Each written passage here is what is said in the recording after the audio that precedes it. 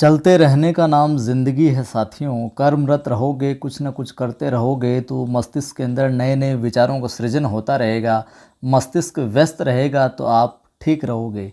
अगर ठहर जाओगे तो यूँ समझो कि जैसे पानी ठहर जाता है तो कीचड़ बन जाता है। उसी प्रकार मस्तिष्क में नकारात्मक विचार आते रहेंगे और आप डिमोटिव होते रहोगे। कुछ न कुछ अध्ययन करते रहिए, यकीनन धीरे धीरे कदम स्टेप बढ़ाएंगे आप तो पाठ्यक्रम भी पूरा हो जाएगा। और पाठ्यक्रम एक बार अच्छे से पूरा हो गया समय से पहले तो आप में विश्वास भी आ जाएगा कि हाँ, अब मैं जो बाजू लग सकता हूँ। मैं हूँ आपका दोस्त कवि आदि गणेश। परिचय आपको मैंने सुबह बता ही दिया था प्रेमचंद के बारे में विस्तार से, जो कि फर्स्ट ग्रेड की आप परीक्षा दे रहे हो, चाहे सेकंड ग्रेड, चाहे नेट वगैरह, आपके लिए बहुत उपयोगी रहेगा। प्रारंभ करते हैं दो बेलों की कथा। देखिए, मैं साथ साथ में अंडरलाइन करता चलूँगा और जो बात लिखनी होगी आपको वो मैं बता दूंगा कि ये आप नोटबुक में नोट कर लीजिए, क्योंकि वहाँ से सवाल है जो पूछा जा सकता है पंक्ति से। प्रारंभ करते हैं और बोर होने की आवश्यकता नहीं है।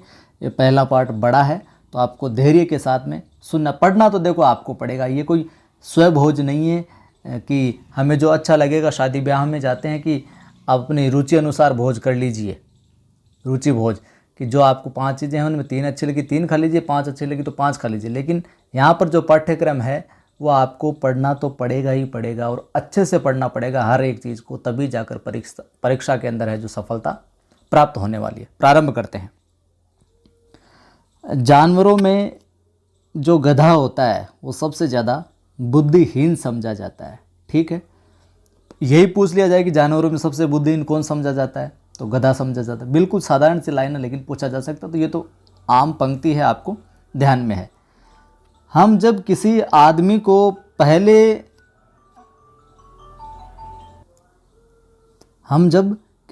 को परले दर्जे का बेवकूफ़ कहना चाहते हैं तो उसे गधा कहते हैं। कि एक नंबर का बेवकूफ़ अगर किसी को कहना चाहे तो उसको जानवर में किसी को कहते हैं कि गधा है ये तो यार, इस तरीके के, कोई खोपड़ी में कुछ है ही नहीं इसके। तो गधा सचमुच बेवकूफ़ है या उसके सीधेपन, उसकी निरापद सहिष्णुता ने उसे ये पदवी दे रखी है। ये जो निरापद यहाँ पर शब्द आया ये भी एक बार परीक्षा में पूछा गया, जिसका अर्थ होता है शाब्दिक अर्थ सुरक्षित। पाठ के आखिर में जो कठिन शब्द दिए हुए उनको भी हम पाठ के आखिर में देख लेंगे कि वो वास्तव में ही बेवकूफ़ है या फिर उसके सीधेपन का लाभ उठाया जाता है। निरापद यानी सुरक्षित, सहिष्णुता ने उसे ये पदवी दे रखी। पदवी यानी नाम दे रखा है, स्थान दे रखा है। कि या उसके भोलेपन का नाम उठा के वो चुपचाप खड़ा रहता है कि जितना वजन लादना है भाई लाद लो, तुम मारना पीटना चाहो तो मार लो, कुछ कर नहीं सकता, वो चुपचाप रहता है। या इस चीज़ ने उसको पदवी दे रखी है, इसका निश्चय है जो नहीं किया जा सकता है। गायें सींग मारती है, ब्याई हुई गाय तो अनायास ही सिंगनी का रूप धारण कर लेती है। ब्याई हुई गाय से तात्पर्य आपको सबको पता होगा, गाय का जो बच्चा जन्म लेता है, बछड़ा या जन्म लेता है, तो उसको ब्याई हुई गाय कहा जाता है। अनायास ही, अचानक ही सिंगनी का रूप धारण है जो वो कर लेती है, उछलने कूदने लग जाती है अचानक ही बहुत ज़ोर से। कुत्ता भी बहुत गरीब जानवर है, लेकिन कभी कभी उसे भी क्रोध आ ही जाता है। कुत्ता भी बहुत गरीब जानवर है, ये पंक्ति किस अध्याय से ली गई है? सीधा सा सवाल पूछा जा सकता है, दो बैलों की कथा से या और किसी पाठों के नाम दे दिए उनसे। तो आप ये चीज़ भी आप ध्यान में रखना, कुत्ता भी बहुत गरीब जानवर है। किंतु गधे को कभी क्रोध करते नहीं सुना न देखा। जितना चाहो गरीब को मारो, चाहे जैसी खराब सड़ी हुई घास सामने डाल दो, उसके चेहरे पर कभी क्या असंतोष की छाया भी नहीं दिखाई देगी आपको। आगे हम देखें, आपने पुस्तक खोल रखी होगी, अंडरलाइन करते जाएं। पुस्तक नहीं भी है आपके पास तो मंगवाने का प्रयास करें, और जिन चीज़ों को मैं लिखने को कहूँ वो आप लिखते जाएं। वैशाख में चाहे एकाध बार कुलेल कर लेता हो, कुलेल कर लेता हो यानी कुलेल का अर्थ यहाँ पे होता है क्रीड़ा करना, खेल कूद करना, उछल कूद करना, यूँ समझे आप। ठीक है, कुलेल कर लेता हो, पर हमने तो उसे कभी खुश होते हैं जो नहीं देखा। उसके चेहरे पर एक विषाद, विषाद का यहाँ पर आप अर्थ ले सकते हैं। माफ़ कीजिए, दुख, तकलीफ। उसके चेहरे पर एक विषाद है जो स्थायी रूप से छाया रहता है, देखने को मिलता है। सुख दुख, हानि लाभ, किसी भी दशा में उसे बदलते हैं जो नहीं देखा। समभाव दिखता है मतलब उसका चेहरा। ऋषियों मुनियों के जितने गुण हैं वे सभी उसमें पराकाष्ठा को पहुंच गए, चरम पर पहुंच गए। पराकाष्ठा ने चरम सीमा पर पहुंच गए हैं। पर आदमी उसे बेवकूफ़ कहता है। सद्गुणों का इतना अनादर कहीं नहीं देखा। कदाचित सीधापन संसार के लिए उपयुक्त नहीं है। कदाचित क्या है, जो सीधापन है वो संसार के लिए क्या है, उपयुक्त नहीं है, ठीक नहीं है। देखिए ना, भारतवासियों की अफ्रीका में क्या दुर्दशा हो रही है। क्यों अमेरिका में उन्हें घुसने नहीं दिया जाता। ये पहले था कि भारतवासियों को अमेरिका में घुसने नहीं दिया जाता था। बेचारे शराब नहीं पीते, 4 पैसे कुसमय के लिए, बुरे समय के लिए, विपत्ति के समय के लिए बचा कर रखते हैं, जी तोड़कर काम करते हैं, किसी से लड़ाई झगड़ा नहीं करते, 4 बातें सुनकर गम खा लेते हैं। गम खा लेने का मतलब हो गया चुप रह जाते हैं, विनम्र होकर रहते हैं, फिर भी बदनाम है। कहा जाता है वे जीवन के आदर्श को नीचा करते हैं। अगर वे भी ईंट का जवाब पत्थर से देना सीख जाते तो शायद, आगे देखिए, तो शायद सभ्य कहलाने लगते। जापान की मिसाल सामने है, अपने भारतीयों के सामने जापान की मिसाल सामने है कि एक ही विजय ने उसे संसार की सभ्य जातियों में गण्य है जो बना दिया, गिनने योग्य बना दिया है। लेकिन गधे का एक छोटा भाई और भी है और उससे कम ही गधा है। गधे का एक छोटा भाई और भी है और उससे कम ही गधा है, यानी कि बराबर सा है, समझो आप। और वह क्या है, बेल। ये लिख लीजिएगा, यहाँ सवाल बन सकता है कि गधे का एक छोटा भाई यहाँ पर किसे कहा गया है, किसे कहा गया, बेल को कहा गया है। ठीक है, ये चीज़ लिख लीजिएगा आप। जिस अर्थ में हम गधे का प्रयोग करते हैं कुछ उसी से मिलते जुलते अर्थ में बछिया के ताऊ का भी प्रयोग करते हैं। बछिया का ताऊ कौन, यही हो गया अपने। कुछ लोग बेल को शायद बेवकूफ़ों में सर्वश्रेष्ठ कहेंगे, मगर हमारा विचार ऐसा नहीं है। बेल कभी कभी मारता भी है, कभी कभी अड़ियल बेल भी देखने में आता है, और भी कई रीतियों से अपना असंतोष प्रकट करता है, और भी कई तरीके से अपना असंतोष प्रकट करता है। कौन, बैल। अतएव उसका स्थान गधे से क्या है, नीचा है। गधे जितना नहीं है, गधे से नीचा है। झूरी काछी के दोनों बैलों के नाम थे हीरा और मोती। देखिए यहीं से सवाल बन जाएगा, लिख लीजिएगा। झूरी काछी के दोनों बैलों के क्या नाम थे, हीरा और मोती। दोनों पछाई जाति के थे। हीरा और मोती की जाति कौन सी थी, पछाई जाति थी, ये नस्ल थी, ध्यान में रखिएगा इसको भी। देखने में सुंदर, काम में चौकस, डील में तगड़े ऊंचे, और बहुत दिनों साथ साथ रहते रहते दोनों में क्या हो गया था, भाईचारा हो गया था, अपनापन हो गया था, अपनत्व हो गया था। दोनों आमने सामने या आसपास बैठे हुए एक दूसरे से, जो दो बैलों की कथा है यूँ समझे कि अब प्रारंभ हो गई है, एक दूसरे से मूक भाषा में बिना बोले हुए विचार विनिमय करते थे। आंखों ही आंखों में, इशारों में वार्ता किया करते थे, ऐसा लगता है। एक दूसरे के मन की बात कैसे समझ जाता था, ये हम नहीं कह सकते। अवश्य ही उनमें कोई ऐसी गुप्त शक्ति थी जिससे जीवों में श्रेष्ठता का दावा करने वाला मनुष्य है जो वंचित है। दोनों एक दूसरे को चाट कर और सूंघ कर अपना क्या प्रेम प्रकट करते थे। कभी कभी दोनों सींग भी मिला लिया करते थे। विग्रह के नाते से नहीं, मतलब अलगाव के नाते से नहीं कि बस अब अपना दोस्ती जो ख़त्म हो गई, विग्रह के नाते से नहीं, केवल विनोद के भाव से, हंसी मजाक के भाव से कह सकते हैं हम, या मज़े में कह सकते हैं, आत्मीयता के भाव से। जैसे दोस्तों में घनिष्ठता होते ही धोल धप्पा होने लगता है, वो उसकी कमर पे मारता, और यार बता तो तेरा क्या हाल चाल है, इस तरीके से। इसके बिना जो दोस्ती है कुछ फुसफुसी, कुछ हल्की सी रहती है, मतलब मज़े वाले। अगर इस तरीके से धोल धप्पा नहीं करे, खुल के नहीं मिले और बता क्या हाल चाल हो, उसके कमर पे पीठ पे मारता है, कभी ताली देता है, इस तरीके से अगर नहीं करता है कोई, तो फिर उस दोस्ती में उतना कोई दम वाली बात नहीं रहती, मतलब एक प्रभावशाली नहीं लगती, यूँ कह सकते हैं। जिस पर ज़्यादा विश्वास है जो नहीं किया जा सकता। जिस वक्त ये दोनों बैल हल या गाड़ी में जोत दिए जाते थे, जब इनको गाड़ी के अंदर जोत दिया जाता, जोतने का मतलब है गाड़ी में गाड़ी के आगे लगा दिया जाता, तब इनको चलाने, गाड़ी को चलाने के जब लगा दिया जाता था, और गर्दन हिला हिला कर चलते थे, गर्दन के ऊपर वो लकड़ी का एक रहता तो गर्दन हिला हिला कर चलते, उस वक्त हर एक की यही चेष्टा होती थी, यही कोशिश होती थी कि ज़्यादा से ज़्यादा बोझ है जो मेरी ही गर्दन पर है, मतलब साथी को परेशानी नहीं हो अपने। दिन भर के बाद दोपहर या संध्या को दोनों खुलते तो एक दूसरे को, मतलब जो गाड़ी में जोते हुए थे शाम को खोलते इनको, तो एक दूसरे को चाट चूट कर अपनी थकान है जो मिटा लिया करते, कि और तू बता आज परेशान तो नहीं हुआ, अरे नहीं हुआ यार चलो, तो आपस में चाट चूट कर थकान है जो अपने मिटा लिया करते थे, अपनी ही भाषा में, मूक भाषा में। नांद में खली भूसा पड़ जाने के बाद दोनों साथ साथ उठते। नांद यानी जहाँ पर इनका वो खली भूसा है जो चारा डाला जाता, वहाँ डाल दिया जाता चारा, उसके बाद में दोनों साथ साथ उठते, साथ ही नांद में मुंह डालते और साथ ही बैठते थे। एक मुंह हटा लेता तो दूसरा भी हटा लेता था, ठीक है, दोनों साथ में खाते थे, एक अपना मुंह वहाँ से हटा लेता तो दूसरा भी हटा लेता था।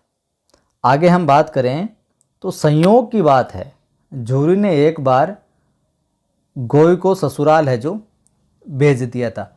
झूरी ने क्या, गोई को एक बार क्या किया, ससुराल है जो भेज दिया, इनको ससुराल भेज दिया। गोई यानी हम कह सकते हैं बैलों की जोड़ी, गोई का क्या अर्थ होता है, बैलों की जोड़ी, ध्यान में रखिएगा।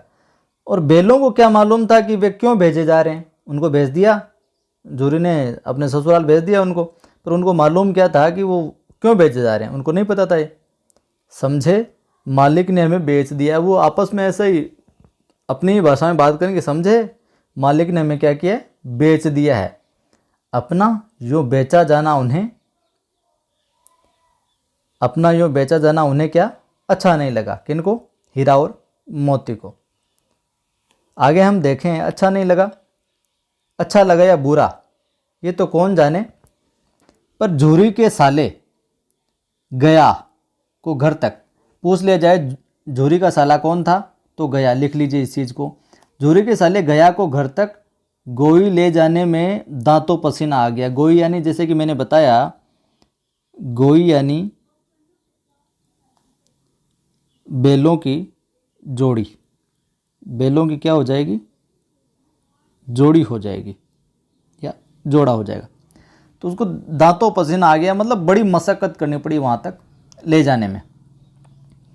पीछे से हाँकता तो दोनों दाएं बाएं भागते, पगैया पकड़कर आगे से खींचता, रस्सी पकड़कर आगे से खींचता तो दोनों पीछे को जोड़ लगाते, चलते नहीं कि बस हमें नहीं जाना, हमें तो अपने मालिक ही यहीं जाना है।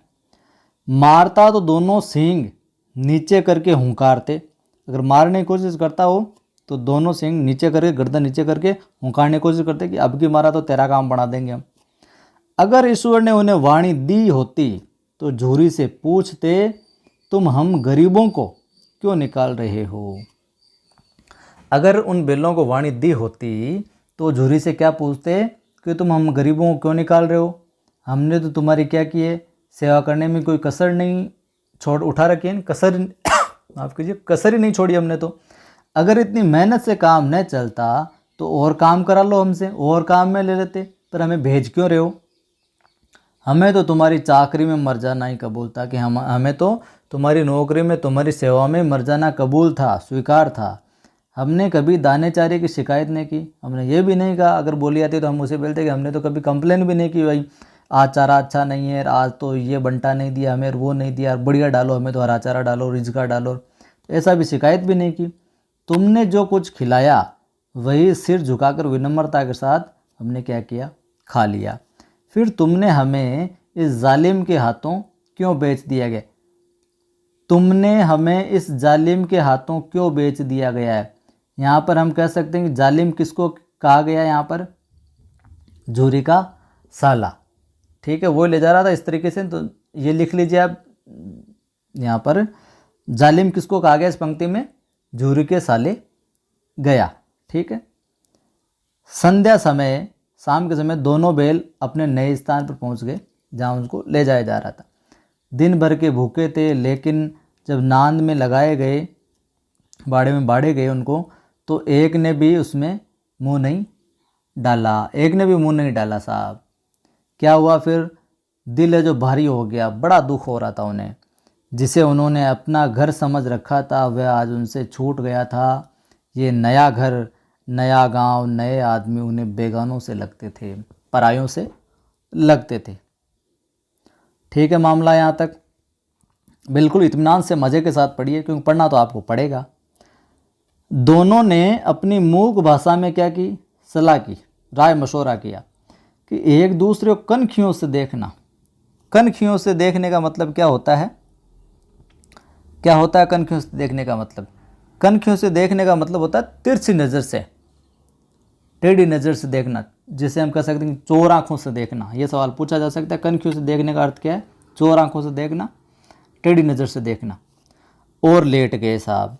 जब गांव में सोता पड़ गया तो दोनों ने जोर मार कर पगे, मतलब सोता पड़ गया मतलब जब लोग सो गए थे, जब जोर मार के क्या पगे तुड़ा लिए। पगे हम कह सकते हैं जो पैरों में रस्सी बांधी जाती है, हम कह सकते हैं कि दावणों कह सकते हैं, या खूंटे से बांधी रस्सी भी कह सकते हैं, ठीक है। वो तोड़ लिए उन्होंने और घर की तरफ क्या चल लिए। चलो अपने तो घर चलते हैं, यहाँ पर रहे। पगे क्या थे? बहुत मजबूत थे। अनुमान न हो सकता था कि कोई बैल उन्हें तोड़ सके। इतने मजबूत थे वो, जो रस्सी थी, दावना इतना मजबूत था, यूँ कह सकते हैं, जो रस्सी बांधी हुई थी पैरों में, कि कोई अनुमान ही अंदाज़ा ही नहीं लगा सकता कि उन्हें तोड़ भी सकता है, कोई बैल तोड़ सकेगा। पर इन दोनों में इस समय दूनी शक्ति आ गई थी, डबल शक्ति आ गई थी, दोगुनी शक्ति आ गई थी। एक एक झटके में क्या ही रस्सियाँ टूट गई साहब। झूरी प्रातःकाल सोकर उठा तो देखा कि दोनों बैल चरनी पर खड़े। दोनों की गर्दनों में आधा आधा गराव है जो लटक रहा है, गले में जो रस्सी वो लटक रही है। घुटने तक पांव है जो कीचड़ से भरे हैं, और दोनों की आंखों में विद्रोह में स्नेह है जो झलक रहा है। गुस्सा भी आ रहा और प्रेम भी झलक रहा है, विद्रोह में स्नेह। आगे देखिए, झूरी बैलों को देखकर स्नेह से क्या हो गया? गदगद हो गया। जैसे बैलों को देखा झूरी ने, वो प्रसन्न हो गया, अच्छा लगा उसे। दौड़कर उन्हें क्या गले लगा लिया। प्रेमालिंगन और चुम्बन का वह दृश्य बड़ा ही मनोहर था। वो उसे चूमने लगा कि आगे अच्छा हुआ आर्यर। घर, प्रेमालिंगन यानी गले लगने लगा। घर और गांव के लड़के जमा हो गए वहाँ पर, और तालियां बजा बजा कर उनका स्वागत करने लगे। घर और गांव के लड़के जमा हो गए और तालियां बजा बजा कर उनका स्वागत करने लगे। तो पूछा जा सकता है, तालियां बजा बजा कर उनका स्वागत करने लगे, यहाँ पर उनका किनका स्वागत किया जा रहा है? तो हीरा और मोती का। ये चीज़ आप ध्यान में रखिएगा, लिख लीजिए इस लाइन को। तालियां बजा बजा कर उनका स्वागत करने लगे, तो किनका स्वागत किया जाने लगा? हीरा और मोती का। गांव के इतिहास में ये घटना अभूतपूर्व है, न होने पर भी महत्वपूर्ण थी। पहले भी ऐसी घटनाएं होती है, लेकिन ये महत्वपूर्ण थी। बाल सभा ने, बच्चों ने निश्चय किया क्या? दोनों पशु वीरों को अभिनंदन पत्र है जो देना चाहिए।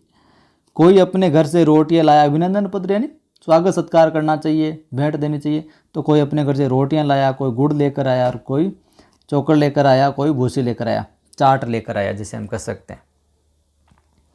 आगे हम देखते हैं, एक बालक ने कहा।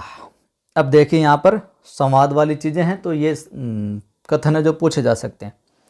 एक बालक ने क्या कहा? एक बालक ने कहा, ऐसे बैल किसी के पास न होंगे। दूसरे ने समर्थन किया, इतनी दूर से दोनों अकेले चले आए।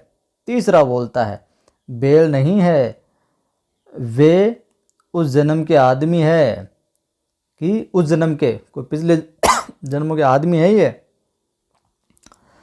इसका प्रतिवाद करने का किसी को साहस न हुआ कि वे उस जन्म के आदमी हैं। इस तर्क का, इस बात का प्रतिवाद करने का किसी का साहस कि नहीं, ऐसा तो नहीं हो सकता, इसका प्रतिवाद करने का किसी का भी साहस नहीं हुआ। झूरी की स्त्री ने बेलों को द्वार पर देखा तो जल उठी, मतलब गुस्सा आ गया उसे। बोली, कैसे नमक हराम बेल हैं कि एक दिन वहाँ काम न किया, भाग खड़े। अपने पीहर में भेजे थे तो होगी। तो झूरी की स्त्री ने बेलों को द्वार पर देखा तो जल उठी। बोली, कैसे नमक हराम बेल हैं कि एक दिन। अब यहाँ पर ये आप अंडरलाइन कर लीजिए और लिख लीजिए नोटबुक में, अगर नोट कर रहे हैं तो। कैसे नमक हराम बेल हैं कि एक दिन वहाँ काम न किया, भाग खड़े हुए। ये किसने कहा? तो झूरी की स्त्री ने कहा था ये, ठीक है। बोली, कैसे नमक हराम बेल है कि एक दिन वहाँ काम न किया, खड़े हो गए। तो ये कथन किसका है? झूरी की स्त्री का। लिख लीजिए आप, ये पंक्ति देकर सवाल पूछा जा सकता है। झूरी अपने बेलों पर यह आक्षेप, ये दोष न सुन सका, ये जो उसने व्यंग्य बाण फेंका था ये न सुन सका। नमक हराम क्यों? चारा दाना न दिया होगा तो क्या करते? चारा दाना न दिया होगा तो क्या करते? ये कथन किसका है? तो ये किसका है? झूरी का है। और ये किसे बोल रहे हैं? स्त्री को बोल रहे कि नहीं दिया होगा तो फिर क्या करते? भागते ही वहाँ से, आते ही। नमक हराम को ये बात मेरे सूट नहीं होती, ये मामला मुझे नहीं बैठता मेरे बेलों का, अगर तुम नमक हराम कहती हो तो। स्त्री ने रोब के साथ कहा, ध्यान में रखिएगा इस लाइन को भी। स्त्री ने रोब के साथ कहा, बस तुम ही तो बेलों को खिलाना जानते हो, और तो सभी पानी पिला पिला कर ही रखते हैं। तो पूछा जा सकता है, बस तुम ही तो बेलों को खिलाना जानते हो और तो सभी पानी पिला पिला कर रखते हैं। ये कथन किसने और किसको कहा? तो झूरी की स्त्री ने कहा था। किसको? झूरी को कहा था। तो ये सवाल भी पूछा जा सकता है यहाँ, इस चीज़ को भी आप लिख लीजिएगा। झूरी ने चिढ़ाया और क्या बोला? चारा मिलता तो क्यों भागते। मज़े मज़े में वो भी कमेंट कसता है कि झूरी चिढ़ाता उसको, अगर चारा ही मिलता है इन्हें तो ये क्यों भागते वहाँ से। स्त्री चिड़ी, भागे इसलिए कि वे लोग तुम जैसे बुद्धुओं की तरह बेलों को सहलाते नहीं हैं, खिलाते हैं तो रगड़ कर जोतते भी हैं। कि तुम्हारे जैसे प्यार से काम नहीं लेते वो, अगर वो बेलों को खिलाते हैं ना तो फिर उतना ही रगड़ कर, जितना खिलाया उतना खून पसीना उनका वापस निकालते, उतना ही काम भी रगड़ कर जोतते भी हैं, मतलब काम भी करवाते हैं उतना। इसलिए भाग आए काम से डरते हुए। ये दोनों ठहरे कामचोर। ये दोनों ठहरे कामचोर कौन कहती है? झूरी की स्त्री, ध्यान में रखिएगा। भाग निकले वहाँ से। अब देखो कहाँ से खली और चोकर मिलता है। अब देखो इनको खाने के लिए चारा वगैरह, चाट वगैरह कहाँ से मिलता है इनको। सूखे भूसे के सिवा कुछ नहीं दूंगी, खाए चाहे मरे। कि सूखा चारा डालूंगी, चाहे इनकी मर्जी हो तो खाए और नहीं खाए तो मरे भले, मैं तो इनको कुछ नहीं दूंगी। और वही हुआ साहब। मजदूर को कड़ी ताकीद कर दी गई। जो मजदूरी करने उसको बिल्कुल कड़ाई से बोल दिया गया था कि बेलों को खाली सूखा भूसा, सूखा चारा ही है जो देना है। अगर तूने इसको ढंग से देने की कोशिश की तो तेरा काम तमाम कर दूंगी मैं। बेलों ने साहब नाद में मुंह डाला तो फीका फीका लगा, कोई मज़ा नहीं आ रहा था, टेस्ट नहीं आ रहा था, न कोई चिकनाहट, न कोई रस, न कोई स्वाद आ रहा था। क्या खाएं? आशा भरी आंखों से द्वार की ओर जो ताकने लगे, देखने लगे। झूरी ने मजूर से कहा, थोड़ी सी खली क्यों नहीं डाल देता बे। ध्यान में रखिएगा, इस लाइन को लिख लीजिए आप, थोड़ी सी खली क्यों नहीं डाल देता बे। यह कथन किसका और किसको कहा जा रहा है? तो यह कथन झूरी का है और किसको कहा जा रहा है? मजूर को कहा जा रहा है। झूरी ने कहा, मजूर की थोड़ी सी खली क्यों नहीं डाल देता बे। मालकिन मुझे मार ही डालेगी। देखिए बहुत अच्छा सवाल बन सकता है। मालकिन मुझे मार ही डालेगी किसका कथन है? पूछ लिया जाएगा तो किसका कथन है? मजूर का कथन है। मजूर कहता है कि मालकिन मुझे मार ही डालेगी। और मालकिन कौन है? आप झूरी की स्त्री। चुरा कर डाला, चुरा कर डाला, ये कथन किसका यहाँ पर? झूरी का। देखिए कहीं से भी ऐसे सवाल पंक्ति से उठा के सवाल कई बार पूछेंगे तो आप ध्यान में रखिएगा। चुरा कर डाला। न दादा, पीछे से तुम भी उन्हीं की सी कहोगे, पीछे से तुम भी उन्हीं की सपोर्ट करोगे कि इसी ने किया होगा। तो ये यहाँ पर कौन कहता है फिर? ये कहता है यहाँ पर मजूर। आगे बढ़ते हैं अध्याय के अंदर। मज़ा आ रहा कि नहीं आ रहा? मज़ा तो नहीं आएगा तो क्या है, मज़ा किसी का गुलाम थोड़ी है। आए तो आए, नहीं आए तो नहीं आए। अध्याय तो है जो हमें पढ़ना पड़ेगा। देखिए दूसरे दिन झूरी का साला फिर आया। झूरी का साला कौन? गया। ये फिर आ जाता है और बैलों को ले चलता है। अब कि उसने दोनों को क्या गाड़ी में जोता, गाड़ी में जोत दिया। पहले तो ऐसे लेके गया था खींच खींच के, तो कभी मारने लगे कभी गुस्सा करने, अब गाड़ी में जोत लिया उनको। 2-4 बार मोती ने गाड़ी को सड़क की खाई में गिराना चाहा। सड़क की खाई में गिराना गाड़ी को किसने चाहा? मोती ने, ध्यान में रखिएगा। पर हीरा ने संभाल लिया, वह ज़्यादा सहनशील था। तो हीरा और मोती में ज़्यादा सहनशील कौन था पूछ लिया जाए तो हीरा ने गाड़ी संभाल लिया, वह ज़्यादा सहनशील था। यानी कि हीरा है जो ज़्यादा सहनशील था, ध्यान में रखिएगा, हीरा सहनशील था। संध्या समय घर पहुंचकर उसने दोनों को मोटी रस्सियों से बांधा और कल की शरारत का मजा चखाया। कल भाग के गए थे ना यहाँ से तुड़ा के, आज बताता हूँ मैं तुम लोगों को। फिर वही सूखा भूसा डाल दिया, अपने दोनों बैलों को खली चूनी सब कुछ दी। अपने बैलों को तो खली वगैरह चाट वगैरह सारा कुछ दिया और उनको वही सूखा चारा है जो डाल दिया। किसने?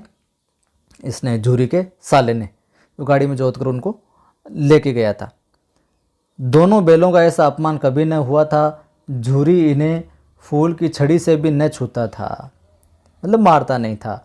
उसकी टिटकार पर दोनों उड़ने लगते थे, उसकी टिटकार पर दोनों उड़ने लगते थे। यहाँ पर उसकी किसके लिए आया है पूछा जा सकता है। उसकी किसके लिए? झूरी के लिए। किसकी टिटकार पर? झूरी की टिटकार पर। कि वो करते ना, तो ऐसे करते ही वो चलने लगते, दौड़ने लगते थे। यहाँ मार पड़ी, आहत, सम्मान की व्यथा तो थी ही, उस पर मिला क्या? सूखा भूसा। कि अपमान तो जो किया मार वार पड़ी वो अलग, और खाने को क्या मिला? ये सूखा चारा। नांद की तरफ आंखें तक न उठाई, जहाँ चारा डाला हुआ था उसकी तरफ देखा तक नहीं उसने, कि छोड़ो रे यार। दूसरे दिन गया ने बैलों को हल में जोता। गया कौन है यहाँ पर? झूरी वाला साला, हल में जोता। इन दोनों ने जैसे पाँव न उठाने की कसम खा ली थी कि बस चलेंगे नहीं हम तो मारते मारते थक गया, पर दोनों ने पाँव न उठाया, एक कदम भी आगे नहीं बढ़ाया। एक बार जब उस निर्दय ने हीरा की नाक पर खूब डंडे बरसाए तो मोती का गुस्सा काबू के बाहर हो गया। हीरा को जब मारा था ना नाक पर, तो मोती को गुस्सा आ गया और हल लेकर क्या भागा। हल, रस्सी, जुआ, जोत सब टूट टाट कर क्या हो गया? बराबर हो गया, सब टूट गए साहब। गले में बड़ी बड़ी रस्सियाँ न होती तो दोनों पकड़ाई में न आते। अगर उनके गले में रस्सियाँ नहीं होती मोटी मोटी बड़ी बड़ी तो पकड़ में नहीं आते, भाग जाते। हीरा ने मूक भाषा में कहा, भागना व्यर्थ है, भागना व्यर्थ है। मूक भाषा में किसने कहा? हीरा ने कहा। सहनशील कौन था? हीरा था।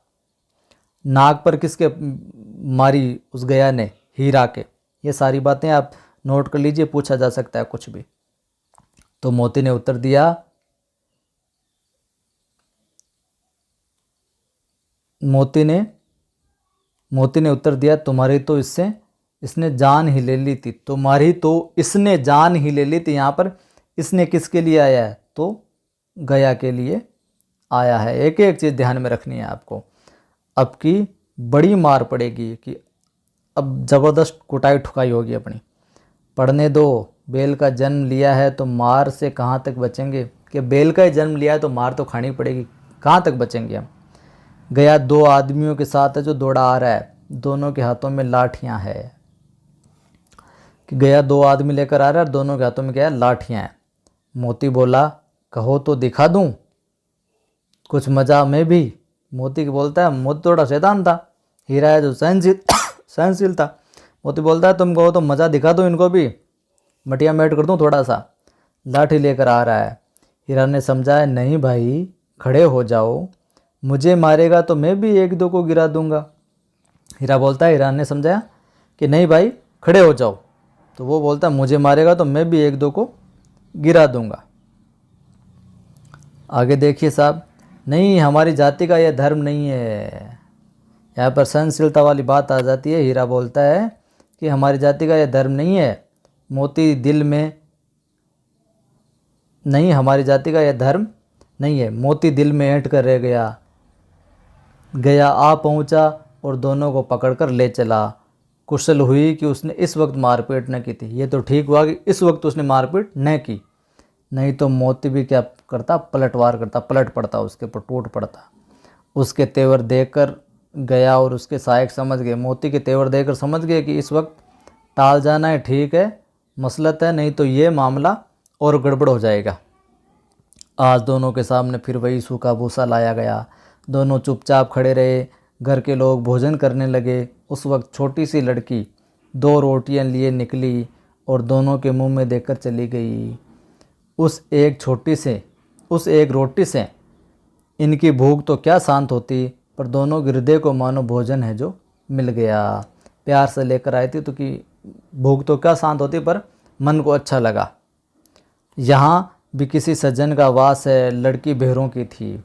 ध्यान में रखिए, लड़की किसकी थी? भेड़ों की थी। उसकी माँ मर चुकी थी। सौतेली माँ उसे मारती थी, इसलिए इन बैलों से उसे एक प्रकार क्या हो गई? आत्मीयता हो गई। लड़की किसकी थी? भेड़ों की थी। ये चीज़ आप ज़रूर नोट कर लीजिए, पूछा जा सकता है और पूछी भी गई है 1-2 बार। देखिए यहाँ पर ये चित्र है, ये दोनों बैल है और ये यहाँ पर रोटी है जो लेकर आई है, और लड़की ये किसकी है? भेड़ों की। ध्यान में रखिएगा। आगे बढ़ते हैं पाठ में हम। उम्मीद करता हूँ बोर नहीं हो रहे हो आप। सुन लीजिए, किसी ने बड़ी कमाल की बात कही है कि बड़ी मुद्दत से थी किसी से मिलने की आरजू, ख्वाहिश दीदार पे सब कुछ गंवा दिया। किसी ने दी खबर कि वो आएंगे रात को, और इतना किया उजाला कि घर को भी जला दिया। ये शेरो शायरी बीच बीच में चलती रहेगी, लेकिन मूल अपना ध्यान है जो आपको केंद्रित करके रखना है पाठ पर, अध्ययन करने में। दोनों दिन भर जोते जाते, डंडे खाते अड़ते। दोनों कौन? हीरा और मोती। शाम को थान पर बांध दिए जाते थे और रात को वहीं बालिका उन्हें 2 रोटियां खिला देती थी। कौन? बैलों वाली लड़की। प्रेम के इस प्रसाद की यह बरकत थी कि 2-2 गाल सूखा भूसा खाकर भी दोनों दुर्बल न होते थे, मगर दोनों की आंखों में रोम रोम में विद्रोह भरा हुआ था कि सूखा भूसा खाकर भी दुर्बल न होते थे, क्योंकि जो 2 रोटी खिलाती उनसे उनकी आत्मा जो तृप्त हो जाती थी, लेकिन उनके रोम रोम में बिल्कुल गुस्सा भरा हुआ था कि मौका मिले ना तो इस गया को तो सल्टा दूँ मैं। एक दिन मोती ने मूक भाषा में कहा, अब तो नहीं सहा जाता हीरा, अब तो नहीं सहा जाता। ये किसका कथन है? मूक भाषा में किसने कहा? तो मोती ने कहा। किसको कहा? हीरा को कहा कि यार अब तो सल्टाना ही पड़ेगा मामला। ये कहा बहुत नाटक करने लग गया, इसको तो मज़ा चखाऊंगा ही मैं। क्या करना चाहते हो? क्या करना चाहते हो? किसका कथन है साहब? हीरा का कथन है। ध्यान में रखिएगा। एक आध को सींगों पर उठाकर फेंक दूंगा, ऐसा मारूंगा कि फेंक दूंगा इन सालों को। लेकिन जानते हो वह प्यारी लड़की, हीरा बोलता है साहब, जो भी विनम्रता वाले सेंटेंस आपको देखने को मिलेंगे ना, ज़्यादातर वो हीरा के ही मिलेंगे। लेकिन जानते हुए प्यारी लड़की जो हमें रोटियां खिलाती है उसी की लड़की है जो इस घर का क्या मालिक है। ये बेचारी अनाथ न हो जाएगी तो मालकिन को न फेंक दूं, वही तो उस लड़की को मारती है। लेकिन औरत जात पर सींग चलाना मना है, ये भूल जाते हो। तो मोती क्या बोलता है कि तुम बोलो ना तो उस मालकिन को फेंक दूं मैं, उस लड़की को मारती है ना वो। तब क्या बोलता है हीरा? ध्यान में रखना, हीरा कहता है लेकिन औरत जात पर सींग चलाना क्या है? मना है, ये भूल जाते हो तुम्हें। तुम तो किसी तरह निकलने ही नहीं देते। मोती क्या कहते? तुम तो किसी तरह निकलने ही नहीं देते, बताओ तुड़ाकर भाग चलें? हाँ ये मैं स्वीकार करता हूँ, ये मामला ठीक है, लेकिन इतनी मोटी रस्सी टूटेगी कैसे? तुम तो किसी तरह निकलने ही नहीं देते, बताओ तुड़ाकर भाग चलें। ये कौन कहता है? मोती कहता है। ठीक है, लेकिन फिर हीरा क्या बोलता है? हाँ ये मैं स्वीकार करता हूँ, लेकिन इतनी मोटी रस्सी टूटेगी कैसे? इसका एक उपाय है, पहले रस्सी को थोड़ा थोड़ा चबा लो, फिर एक झटके में ही क्या है टूट जाएगी, काम हो जाएगा इसका, एक झटके में चली जाएगी। रात को जब बालिका रोटियां खिलाकर चली गई, दोनों रस्सियां चबाने लगे, पर मोटी रस्सी मुंह में न आती थी। बेचारे बार बार जोर लगा कर है जो रह जाते थे, प्रयास करते और रह जाते थे। सहसा अचानक घर का द्वार खुला और वही लड़की निकली। दोनों सिर झुकाकर उसका हाथ चाटने लगे। दोनों की पूंछें खड़ी हो गई। उसने उनके माथे सहलाए और बोली, खोले देती हूँ तुमको, चुपके से तुम भाग जाओ, नहीं तो यहाँ लोग मार डालेंगे। आज घर में सलाह हो रही है, मतलब बातचीत हो रही, राय मशवरा हो रहा है कि इनकी नाकों में क्या डाल दी जाए, नत है जो डाल दी जाए, इनको और नियंत्रण में करने के लिए, और कंट्रोल में करने के लिए। कैसी बातें हो रही है? कौन? वो जो लड़की है वो बोले रही है कि भाग जाओ तुम, आज मौका है तुम्हारे पास, नहीं तो काम बना देंगे कल तुम्हारा ही है। उसने गराव है जो खोल दिए, पर दोनों चुपचाप खड़े रहे। मोती ने अपनी भाषा में पूछा, अब चलते क्यों नहीं, अब चलते क्यों नहीं। यहाँ पर किसका कथन है? मोती का। हीरा ने कहा, चलें तो लेकिन कल इस अनाथ पर आफत आ जाएगी, इस अनाथ लड़की को और डांटेंगे, मारेंगे, पीटेंगे, सब इसी पर क्या करेंगे? संदेह करेंगे, शक करेंगे। सहसा अचानक बालिका चिल्लाई, दोनों फूफा वाले बेल है जो भागे जा रहे हैं, ओ दादा, दोनों बेल भागे जा रहे हैं, जल्दी दौड़ो। आगे देखिए साहब,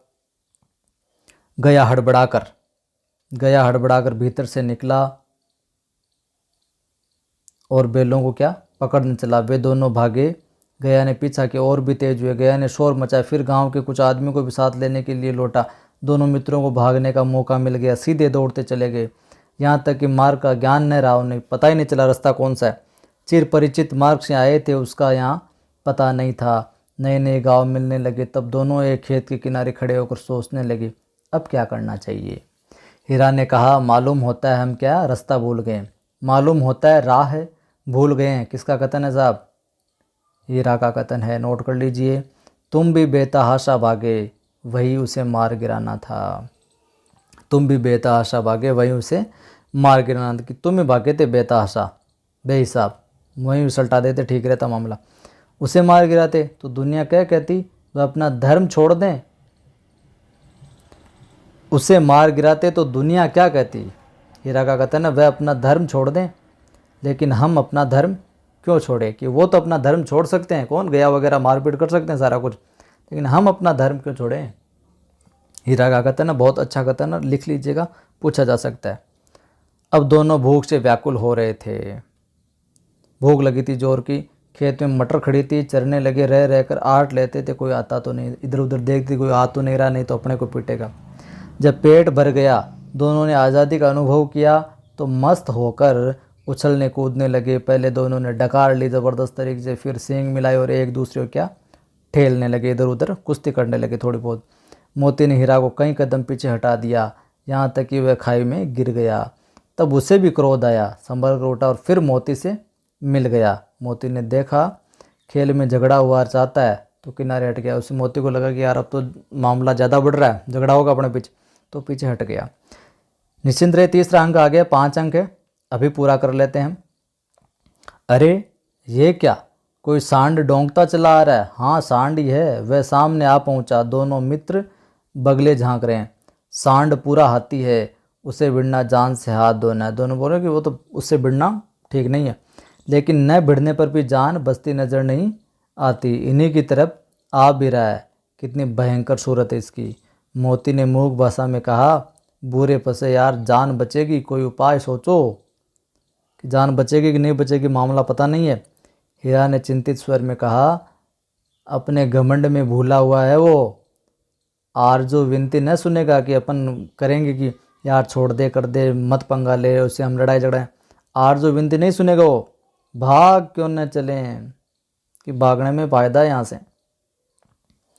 आगे देखिए साहब, भागना कायरता है तो फिर यहीं मरो। बंदा तो 9-2-11 होता है, बंदा तो 9-2-11 होता है तो 9-2-11 होता है, क्या अर्थ हो जाएगा, ये सवाल पूछा जा सकता है। और जो दौड़ाएं तो फिर कोई उपाय जल्दी सोचो भाई। उपाय यही है कि उस पर दोनों जने एक साथ चोट करें। कि उपाय क्या है उस सांड के, कि दोनों सरे हम दोनों हैं जो एक साथ अटैक करेंगे उस पर, तभी बचा जा सकता है, नहीं तो वो तो मदमस्त है, बिल्कुल मारेगा आज। मैं आगे से रंगे देता हूँ, तुम पीछे से रंगे दो, दोहरी मार पड़ेगी तो भाग खड़ा होगा। मेरी ओर झपटे, तुम बगल से उसके पेट में सिंग घुसेड़ देना। जान जोखिम है पर दूसरा कोई उपाय नहीं। कि जान का तो जोखिम है यहाँ पर, लेकिन दूसरा हमारे पास कोई ऑप्शन नहीं, विकल्प नहीं, उपाय नहीं है। दोनों मित्र जान हथेलियों पर लेकर लपके। सांड को भी संगठित शत्रुओं से लड़ने का तजर्बा नहीं था, अनुभव नहीं था। तजर्बा पूछा जा सकता, मतलब 2-2 सांड से एक साथ लड़ने का उसे कोई अनुभव नहीं था। सामने जो आया था वह तो एक शत्रु से मल्लयुद्ध करने का आदी था। जो ही हीरा पर झपटा, मोती ने पीछे से दौड़ाया। सांड उसकी तरफ मुड़ा तो हीरा ने रंगेदा। सांड चाहता था कि एक एक करके दोनों को गिरा दे, पर दोनों भी उस्ताद थे। उसे वह अवसर न देते थे। एक बार सांड झल्ला कर हीरा का अंत कर देने के लिए चला कि मोती ने बगल से आकर पेट में सींग भोंक दिया। सांड क्रोध में आकर पीछे फिरा तो हीरा ने दूसरे पहलू में सींग चुबो दिया। आखिर बेचारा जख्मी होकर भागा और दोनों मित्रों ने दूर तक उसका पीछा किया, यहाँ तक कि सांड बेदम होकर गिर पड़ा। तब दोनों ने उसे छोड़ दी कि चल छोड़ दिया, अरे यार जा, तू क्या याद रखेगा। दोनों मित्र विजय के नशे में झूमते चले जाते थे। मोती ने अपनी सांकेतिक भाषा में कहा, मेरा जी तो चाहता है कि बच्चे को मार डालूं। पहले तो इतना था, अब बच्चा हो गया उनके लिए। मोती कहता किसको? हीरा को। हीरा ने तिरस्कार किया, गिरे हुए बेरी पर सींग न चलाना चाहिए। तो पूछा जा सकता है, इस लाइन को लिख लीजिए, गिरे हुए बेरी पर सींग न चलाना चाहिए। किसका कथन है? किसका है? तो हीरा का कथन है साहब ये। ठीक है, विनम्रता वाली सारी बातें इसी की मिलेगी आपको। ये सब ढोंग है, बेरी को ऐसा मारना चाहिए कि फिर न उठे। ये कौन बोलता है? मोती। मोती कहता है इन ढोंग की वाली बातों में रहने दे तू, ऐसा मारना चाहिए दुश्मन को तो कि फिर दोबारा उठे ही नहीं वो। अब घर कैसे पहुंचेंगे वह सोचो, तुम उन सब को छोड़ो, पहले कुछ खा तो लें, खाने के बाद ही सोचेंगे। पहले पेट पूजा फिर काम दूजा, तब भी कोई विचार आएंगे दिमाग, वरना मेरा तो खोपड़ा नहीं चल रहा। सामने मटर का खेत था ही, मोती उसमें घुस गया। हीरा मना करता रहा पर उसने एक न सुनी। अभी 2-4 घास ही खाए थे, थोड़ी जुगाड़ी की थी। 2 आदमी लाठियाँ लिए दौड़ पड़े और दोनों मित्रों को क्या किया? घेर लिया। हीरा तो मेड़ पर था ही, निकल गया। मोती सींचे हुए खेत में था। उसके खुर जो कीचड़ में धंसने लगे और वो भागे जो वहाँ से नहीं सका, पकड़ लिया गया। हीरा ने देखा संगी जो अपना साथी है, मित्र संकट में है, तो लौट पड़ा, वो भी आ गया। फंसेंगे तो दोनों फंसेंगे। रखवालों ने उसे भी है जो पकड़ लिया, यानी उसे भी पकड़ लिया, किसको? हीरा को भी पकड़ लिया। प्रातःकाल दोनों मित्र कांजी हाउस में बंद कर दिए गए। कांजी हाउस का यहाँ पर अर्थ होता है मवेशियों का बाड़ा। क्या हो जाएगा? मवेशियों का बाड़ा, या हम कह सकते हैं जो दूसरे खेतों में खाने वाले चढ़ने वाले जानवर होते हैं लावारिश, उनको बंद किया जाता है, वहाँ पर कर दिया। चौथे अंक की ओर बढ़ते हैं। दोनों मित्रों को जीवन में पहली बार ऐसा सामना करना पड़ा था, ऐसा उनके सामने ये अवसर आया था। हम ये कह सकते हैं साबिका ने सरोकार पड़ा था, साबिका का हम कह सकते हैं ऐसा अवसर आया था, ऐसा सरोकार है जो पड़ा था कि सारा दिन बीत गया और खाने को एक दिन का भी नहीं मिला। कि यहाँ पर सूखा तो मिलता था ना, समझ में न आता था ये कैसा स्वामी, कैसा मालिक है। इससे तो क्या था, गया फिर भी अच्छा था। गया कौन? जूरी वाला सलागी, वो भी ठीक था। यहाँ कहीं भैंसें थी, कहीं बकरियाँ, कहीं घोड़े, कहीं गधे, पर किसी के सामने चारा नहीं था। सब ज़मीन पर मुर्दों की तरह पड़े थे। कहीं तो इतने कमज़ोर हो गए थे कि खड़े भी न हो सकते थे। सारा दिन दोनों मित्र फाटक की ओर टकटकी लगाए ताकते रहे, पर कोई चारा लेकर ना आता था, न दिखाई दिया। तब दोनों ने दीवार की नमकीन मिट्टी चाटने शुरू की। इससे क्या तृप्ति होती है? अब नमकीन जो चूने की सी मिट्टी थी उसको चाटने पर उससे कौन सा पेट भरता है? रात को भी जब कुछ भोजन नहीं मिला तो हीरा के दिल में विद्रोह की ज्वाला है जो दहक उठी। विद्रोह की ज्वाला किसके दिल में दहक उठी? हीरा के। अब यहाँ पर हीरा से रहा नहीं गया। मोती से बोला, अब तो नहीं रहा जाता मोती। यहाँ पर थोड़ा सा उग्र होता है हीरा। मोती ने सिर लटकाए हुए जवाब दिया, मुझे तो मालूम होता है प्राण निकल रहे हैं यहीं पे, कि अब यहीं पे जान निकलेगी अपने। तो इतनी जल्दी हिम्मत न हारो भाई, इतनी जल्दी हिम्मत न हारो भाई। ये किसका कथन है? हीरा का। ठीक है, मामला हीरा का कथन है कि इतनी जल्दी हिम्मत मत हारो भाई, यहाँ से भागने का कोई उपाय तो निकालना ही चाहिए। आओ दीवार तोड़ डालें। मुझसे तो अब कुछ नहीं होगा भाई, बस इतनी बूते पर अड़ते हो। अकड़ते थे, सारी अकड़ निकल गई। बाड़े की दीवार कच्ची थी, हीरा मजबूत तो था ही। अपने नुकीले सींग दीवार में गड़ा दी और जोर मारा तो मिट्टी का एक चिपड़ है जो निकल जाए, थोड़ी सी मिट्टी है जो उतर गई वहाँ से। फिर तो उसका क्या हुआ, जो साहस से हौसला और बढ़ गया कि हाँ अब फोड़ देंगे अपन इसको। इसने दौड़ दौड़ कर दीवार पर चोटें की और हर चोट में थोड़ी थोड़ी मिट्टी क्या है गिराने लगाओ। उसी समय कांजी हाउस में और मवेशी बंधे हुए थे का चौकीदार जो लालटेन लेकर जानवरों की हाजिरी लेने आ निकला। हीरा का उज्जड़पन देखकर, बिल्कुल ऐसे आवारापन देखकर उसने कई डंडे जो रसीद कर दिए, रसीद करने का मतलब डंडे मारे, उसके चिपकाए और मोटी सी रस्सी से उसको बांध दिया। मोती ने पड़े पड़े कहा, आखिर मार खाई क्या मिला, अपने बूते भर जोर तो मार दिया। ऐसा जोर मारना किस काम का कि बंधन में पड़ जाएं। जोर से मारता ही जाऊंगा, चाहे कितने ही बंधन पड़ते जाएं, जान से हाथ धोना पड़ेगा भले, लेकिन मैं मारता ही जाऊंगा। कुछ परवाह नहीं है मुझे इसकी, यूँ भी तो मरना ही है, अब क्या है। सोचो दीवार खुद ही जाती है तो कितनी जानें बच जाती है। अगर दीवार खुद जाती तो कितनी जानें बच जाएगी। यहाँ जितने भी हैं सारे पशु निकल जाएंगे। इतने भाई यहाँ पर बंद है, किसी की देह में शरीर में जान भी नहीं है। 2-4 दिन और यही हाल रहा तो सब मारे जाएंगे, यहाँ पर मर जाएंगे। हाँ ये बात तो है, अच्छा तो ला फिर मैं भी जोर लगाता हूँ। हीरा बोलता है। मोती ने भी दीवार में उसी जगह सींग मारा, थोड़ी सी मिट्टी गिरी और फिर हिम्मत बढ़ी। फिर तो वह दीवार में सींग लगाकर इस तरह जोर जोर करने लगा मानो किसी प्रतिद्वंदी से लड़ रहा है। आखिर कोई 2 घंटे की जोर आजमाइश के बाद दीवार है जो ऊपर से लगभग आधी है जो गिर जाती है साहब। उसने दूनी शक्ति से दूसरा धक्का मारा तो आधी दीवार फिर गिर पड़ती है। दीवार का गिरना था कि अधमरे से पड़े हुए सभी जानवर चेत उठे। सभी जानवरों में एक जोश आ गया, जैसे कि जाग गए हों, चेतना आ गई हो। तीनों घोड़ियों, जो 3 घोड़ियाँ थी, सरपट भाग निकली। पूछा जा सकता है कांजी हाउस में कितनी घोड़ियाँ थी, तो 3 घोड़ियाँ थी, नोट कर लीजिए इस चीज़ को। फिर बकरियाँ निकली, तो पहले घोड़ियाँ निकली फिर बकरियाँ निकली, इसके बाद में भैंसें किसे गई, पर गधे अभी तक ज्यों के त्यों खड़े थे। हीरा ने पूछा, तुम दोनों क्यों नहीं भाग जाते। हीरा कहता है कि तुम भी भाग जाओ। एक गधे ने कहा, जो कहीं फिर पकड़ लिए जाएं। जो फिर कहीं पकड़ लिए जाएं किसका कथन है, पहले गधे का, एक गधे का। तो क्या हरज है, अभी तो भागने का अवसर है। तो क्या हरज, अभी तो भागने का अवसर है, किसका कथन है साहब, हीरे का कथन है। हमें तो डर लगता है हम यहीं पड़े रहेंगे, हमें तो डर लगता है हम यहीं पड़े रहेंगे, किसका है, गधे का कथन है। आगे देखिए साहब, आधी रात से ऊपर जा चुकी थी। दोनों गधे अभी तक खड़े सोच रहे थे कि भागें या न भागें, और मोती अपने मित्र की रस्सी तोड़ने में लगा हुआ था। जब वह हार गया तो हीरा ने कहा कि तुम जाओ। मोती बोलता है, मुझे यहीं पड़ा रहने दो, शायद कहीं भेंट हो जाए, कहीं फिर मिलेंगे कभी किसी न किसी मोड़ पर। मोती ने आंखों में आंसू लाकर कहा, तुम मुझे इतना स्वार्थी समझते हो क्या। हीरा, हम और तुम इतने दिनों तक एक साथ रहे हैं, आज तुम विपत्ति में पड़ गए तो मैं तुम्हें छोड़कर अलग हो जाऊं? नहीं। हीरा ने कहा, बहुत मार पड़ेगी यार, लोग समझ जाएंगे ये तुम्हारी शरारत है। मोती को बोलता है। मोती गर्व से बोला, जिस अपराध के लिए तुम्हारे गले में बंधन पड़ा, उसके लिए अगर मुझ पर मार पड़े तो क्या चिंता।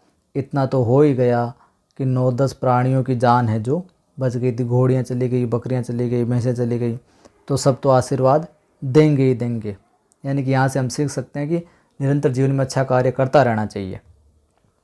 यह कहते हुए मोती ने दोनों गधों को अपने सींगों से मार मार कर बाड़े के बाहर जो निकला तब अपने बंधु के पास आकर सो रहा था। उनको गधों को ऐसे तो जा नहीं रहे थे, मार मार कर बाहर निकाल कर भगाया कि भागो यहाँ से। भोर होते ही मुंशी और चौकीदार तथा अन्य कर्मचारियों में कैसी खलबली मची, इसके लिखने की ज़रूरत भी नहीं पड़ी। बस इतना ही काफ़ी है कि मोती की खूब मरम्मत हुई और उसे भी मोटी रस्सी से बांध दिया गया। मोती को खूब कोटा पीटा गया। अगला और आखिरी अंक है यहाँ पर 5 अंक इसमें। 1 सप्ताह तक दोनों मित्र वहाँ बंधे पड़े रहे। 1 सप्ताह तक दोनों मित्र कहाँ बंधे पड़े रहे, कांजी हाउस में। किसी ने चारे का, नोट कर लीजिएगा ये बात, किसी ने चारे का एक तृण भी, एक तिनका भी न डाला। हाँ, एक बार पानी दिखा दिया जाता था, यही उनका आधार था।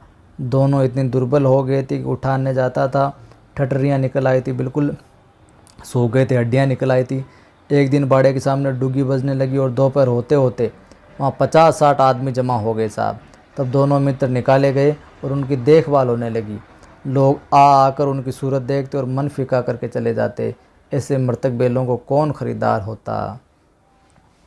आगे देखिए साहब, सहसा अचानक एक दड़ियल आदमी, आखिर में है, ख़त्म होने वाला ये अध्याय, थोड़ा सा इत्मीनान और रखें। सहसा एक दड़ियल आदमी जिसकी आंखें लाल थी और मुद्रा अत्यंत कठोर आया और दोनों मित्रों के कूलों में उंगली गोद कर देकर मुंशी जी से बात करने लगा। उसका चेहरा देखकर अंतर्ज्ञान से दोनों मित्रों के दिल कांप उठे कि अभी ऐसे कर रहा तो फिर क्या करेगा। और आपको वीडियो को लाइक शेयर ज़रूर करना है, पहली बार देख रहे सब्सक्राइब करके बेल आइकन क्लिक करके ऑल नोटिफिकेशन क्लिक करना ताकि हर वीडियो की सूचना आपको मिलती रहे। दिल कांप उठे, वह कौन है और उन्हें क्यों टटोल रहा है, इस विषय में उन्हें कोई संदेह न हुआ। दोनों ने एक दूसरे को भीत नेत्रों से देखा और सिर झुका लिया, बिल्कुल डरे हुए से देखे और सिर झुका लिया। हीरा ने कहा, गया के घर से ना के भागे, गया के घर से गलती भागे हम तो, अब हमारी जान है जो नहीं बचेगी। मोती ने अश्रद्धा के भाव से उत्तर दिया, कहते हैं भगवान सबके ऊपर दया करते हैं, उन्होंने हमारे ऊपर दया क्यों नहीं आती है। भगवान के लिए हमारा मरना जीना दोनों बराबर है। चलो अच्छा ही है, कुछ दिन उसके पास तो रहेंगे। एक बार भगवान ने उस लड़की के रूप में हमें बचाया था, क्या अब न बचाएंगे। यह आदमी छुरी चलाएगा, देख लेना। तो क्या चिंता है, मांस खाल सींग हड्डी सब किसी न किसी काम है जो आ ही जाएगा, किसी का तो भला होगा। नीलाम हो जाने के बाद दोनों मित्र उस दड़ियल के साथ चले। दोनों की बोटी कांप रही थी कि मारे जाएंगे अपन तो। बेचारे पांव तक न उठा सकते थे, पर उस भय के मारे गिरते पड़ते भाग जाते थे, क्योंकि वह जरा भी चाल धीमी हो जाने पर जोर से डंडा जमा देता था, मारता था। रास्ते में गाय बैलों का एक रेवड़ हरे हरे हार में चढ़ता नजर आया, खेत में चढ़ता नजर आया। सभी जानवर प्रसन्न थे, चिकने चपल, कोई उछलता था, कोई आनंद से बैठा पांगुर करता था, खेलता कूदता था। कितना सुखी जीवन था इनका, पर कितने स्वार्थी हैं सब। किसी को चिंता नहीं कि उनके ही दो भाई बधिक के हाथ पड़े कैसे दुखी हैं। वो सोचते हैं कि इनको किसी को चिंता नहीं कि हम दो हैं जो उन्हीं के भाई बंधु हैं, हमारी किसी को परवाह नहीं है कि बंधे हुए जा रहे हैं। सहसा दोनों को ऐसा मालूम हुआ कि ये परिचित रहा है, कि अपने यार ये तो जान पहचान वाला रास्ता है। हाँ, इसी रास्ते से गया उन्हें ले गया था। अब उन्हें याद आया, गया जो था झूरी का साला वो भी इसी रास्ते से लेके गया था। वही खेत, ये तो वही बाग है, वही गाँव मिलने लगे हैं। प्रतिक्षण उनकी चाल है जो तेज होने लगी, सारी थकान सारी दुर्बलता गायब हो गई। ये तो लो अपना ही हार आ गया, अपना ही क्षेत्र आ गया, अपना ही जगह आ गई। इसी कुएं पर पूर चलाने आया करते थे, पानी निकालने की, यही कुआं है वो तो। मोती ने कहा, हमारा घर नगीच आ गया, पास ही आ गया। मोती कहते, हीरा बोला, भगवान की दया है। भगवान की दया है, किसका कथन है? हीरा का कथन है। मैं तो अब घर भागता हूँ, ये जाने देगा, इसे मैं मार गिराता हूँ। मोती बोलते मार गिराता, नहीं दौड़कर थान पर चलो, वहाँ से हम आगे न जाएंगे। दोनों मदमस्त होकर बछड़ों की भांति कुलेले करते हुए घर की ओर दौड़े। वह हमारा थान है, वह हमारी जगह जहाँ हम बनते हैं। दोनों दौड़कर अपने थान पर आए और खड़े हो गए। दड़ियल भी पीछे पीछे दौड़ा और चला आता था। झूरी द्वार पर बैठा धूप खा रहा था, जो इनका पहले मालिक था। बैलों को देखते ही दौड़ा और उन्हें बारी बारी से गले लगाने लगा। मित्रों की आंखों से आनंद के आंसू बहने लगे। मित्र कौन यहाँ पर? हीरा और मोती दोनों। एक झूरी का हाथ चाट रहा था। दड़ियल ने जाकर बैलों की रस्सियाँ पकड़ ली। झूरी ने कहा, मेरे बैल हैं। किसका कथन है? झूरी का कथन है, ध्यान रखना, नोट कर लीजिए। तुम्हारे बैल कैसे हैं?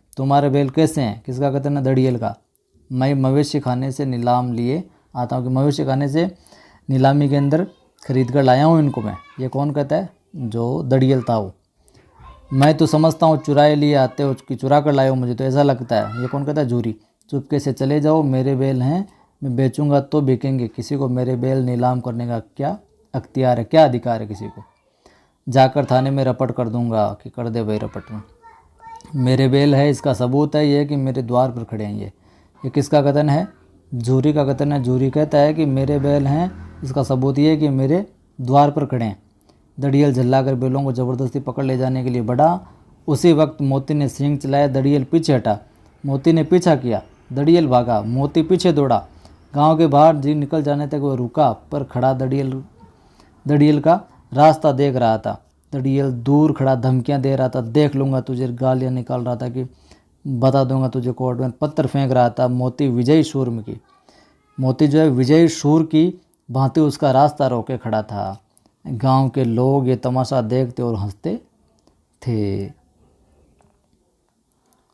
आगे देखिए साथियों, जब दड़ियल हार कर चला गया तो मोती अकड़ता हुआ लौटा। मोतिया हीरा ने कहा, मैं डर रहा था कहीं तुम गुस्से में आकर मार न बैठो। ये कौन, किसका कथन है? हीरा का। अगर वह मुझे पकड़ता तो मैं बेमारे न छोड़ता, कि पकड़ लेता तो फिर मारे बगैर नहीं छोड़ता।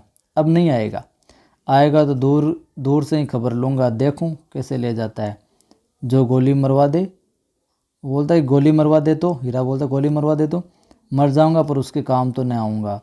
हमारी जान तो कोई जान ही नहीं समझता यार, इसीलिए कि हम इतने सिद्ध हैं। ज़रा देर में नांदों में खली, भूसा, चोकर, दाना भर दिया गया और दोनों मित्र खाने लगे। झूरी खड़ा दोनों को सहला रहा था। झूरी मालिक और 20 लड़के तमाशा देख रहे थे। सारे गांव में उत्साह सा मालूम हो गया। उत्साह यानी उत्साह, उत्साह या कह सकते हैं उत्सव सा मालूम होता था। उसी समय मालकिन ने आकर दोनों के माथे चूम लिए। मालकिन कौन? झूरी की स्त्री।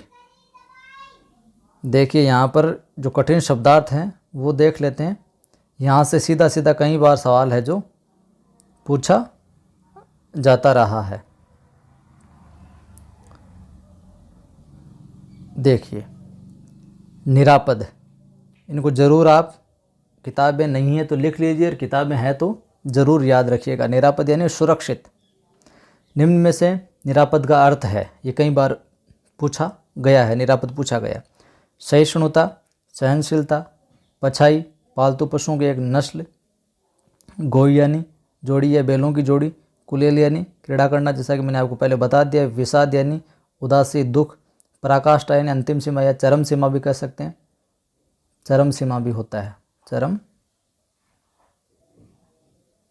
सीमा। गण्य यानी गणित, गणनीय या सम्मानित।